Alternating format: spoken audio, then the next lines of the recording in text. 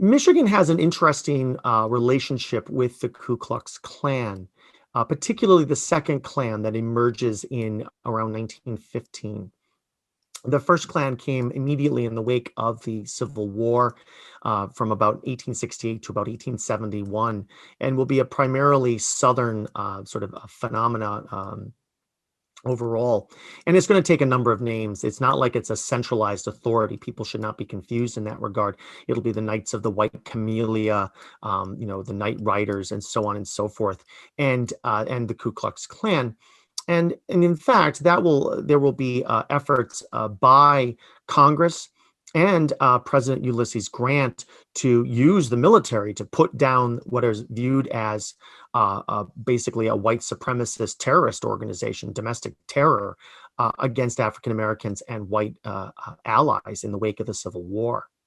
The Klan in 1915 is going to be formed out of Atlanta, Georgia. It's going to feature not only sort of the idea of white supremacy, but it actually takes on a broader, perhaps even more insidious role. And it is going to be a centrally created entity that will be a supplier of regalia, of robes. It will look very much like something else that many of us no longer participate in, sort of organizations like the Elks or the Moose or Kiwanis, sort of things with sort of secret rituals, pseudo so much sort of civic groups.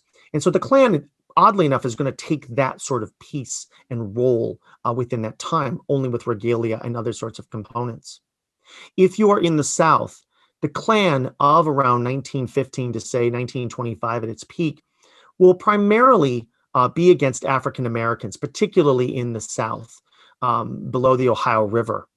What gets complicated is in some places, such as El Paso, Texas, there are very few African Americans. And in fact, it is not even against Latinx communities. It really was a moral entity that was angry about the scandalous movies, the jazz music being played. And if you find their interests, it's very interesting. In Buffalo, New York, it is strongly anti-immigrant. African Americans were in there too, but they really disliked immigrant communities. If you go to Portland, Oregon, Portland is a very interesting city. I find the present day discussion of it to be very odd. Portland is the whitest major city in the United States, and it is also has a long, long tradition of class, ethnic, racial, political strife for decades. I find it to be odd that that's never raised. It's sort of an interesting piece of ignoring history. Even the show Portlandia doesn't do a particularly good job of touching on it, which it probably should have. But when we think about it, they will be very interested in both Asian immigration and also hostility towards left-wing labor organizations, as they will in Seattle as well. That's another city that has a huge amount of unrest buried beneath its historical surface. In Michigan, some of the largest claverns of organizations will not be in major cities. In fact, they will be around Big Rapids, Fremont, in other communities, and one of the Grand Haven. And you would say, well, there's no diversity in these places. That's right. Because the second Klan was like a many-headed hydra. It had different interests in different places. In Grand Haven, it mirrored much of the moral panic that we would see: jazz, theaters, baseball on Sunday, the blue laws, commercialized entertainments, clothing, policing gender and identity roles. And in fact, that was some of the work that's been done by historians, because the question is what does the Klan have to do with anything in Big Rapids? The African American community is tiny. And in fact, the extant material about the Klan says nothing about African Americans, but it is all wielded against different power and authority, partly because Ferris State, or at that time, the Ferris Institute, and they were very concerned what those Institute kids were up to. So in many places, you'll find the second Klan to be a very strange entity. It will exist in Detroit and other cities of the larger cities, and it will have African Americans as a principal focus, and also immigrants as well. And in Detroit in 1925 will wield significant authority in attempting to elect a mayor who runs on a relatively openly white supremacist campaign, and will have a very difficult campaign, and a violent one as well, with vigilante violence. 1925 also sees, even if you don't have hooded men in this sort of affair, in Michigan, there will be an effort to ban parochial schools, notably Catholic schools, using public schools as an entity of Americanization. That will create resistance of an interesting variety to where you will have an odd mixture of Catholics, various Protestant faiths, and Jewish communities, all resisting the state legislature's effort to ban parochial schools, not because of any sort of unity or sort of ecumenical spirit and faith, but the idea that the Klan had gone maybe a little too far, and that was going to be pushed back against, and the measure will be defeated. One of the things to keep in mind about the Klan is there's a focus on the regalia, which is important and was a key marker. And in fact, in July 1925, the Klan will actually have a large camp, about 3,000 members will be at Lincoln Park on the northwest side of Grand Rapids along Bridge Street. That isn't picked because it was a park. It was picked because it was the heart of the Polish and Lithuanian communities in northwest Grand Rapids, and marched down Bridge Street, down across the river, down Monroe through this heart of downtown Grand Rapids, and then west on Fulton Street to a rally at John Ball Park, again in another ethnically diverse community. This had very little to do with African Americans. It was an effort to try to make Grand Rapids the center of the Klan, the idea that a largely white and Protestant community would support it against Catholics and immigrants. And so when they march and the pictures are shown, they are shocking. But that was targeted to be a deliberate provocation to that community. In fact, you don't do that if you aren't looking for trouble. And that's an important thing to keep in mind. Much was, and very little was said about that. The major newspapers, the Press and the Herald, said almost nothing about this. It was viewed as outsiders trying to tell the heavily Protestant community what to do. And Protestant churches were not real thrilled with that outcome. They viewed it as a challenge to their authority, not because they didn't like the Klan. And that's an important thing to keep in mind, that they marched unmasked, and there was a law to not let them be masked.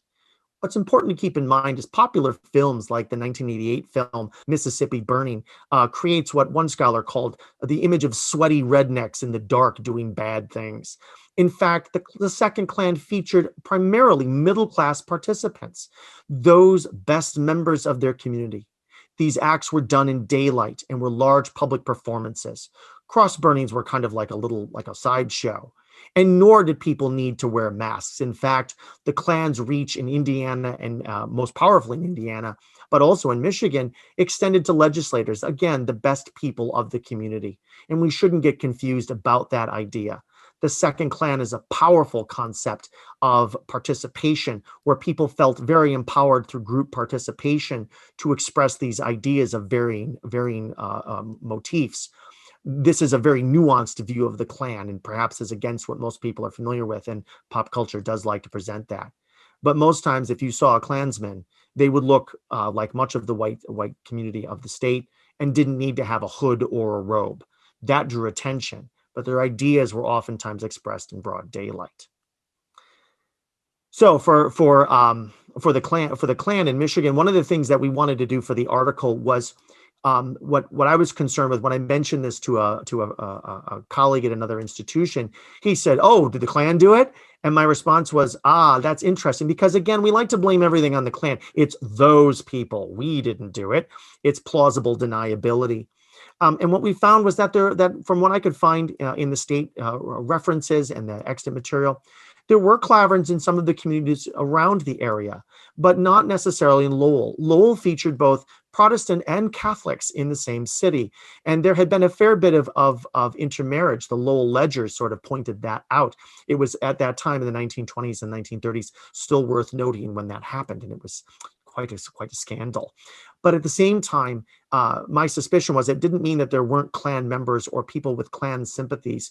It was that because of this complexity, it was someplace you took your backroom time someplace else. You didn't do it in Lowell at that point.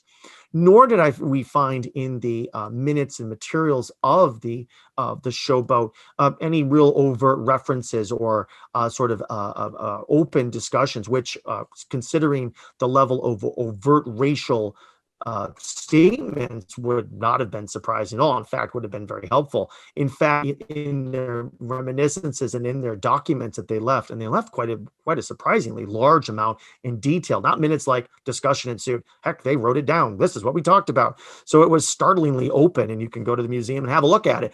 And we didn't find anything. We went, okay. So apparently, if there was that sort of sensibility, it was either unspoken and baked in, or as may well have been the case as well, it may have been a combination of culturally ingrained racial sensibilities, which doesn't excuse that either, but also the sense that this was just acceptable pop culture. It was very popular. If you want to draw a show, what would we do? They do mention listening to radio programs and the popular culture of film and novel. Remember, this is the era of Gone with the Wind.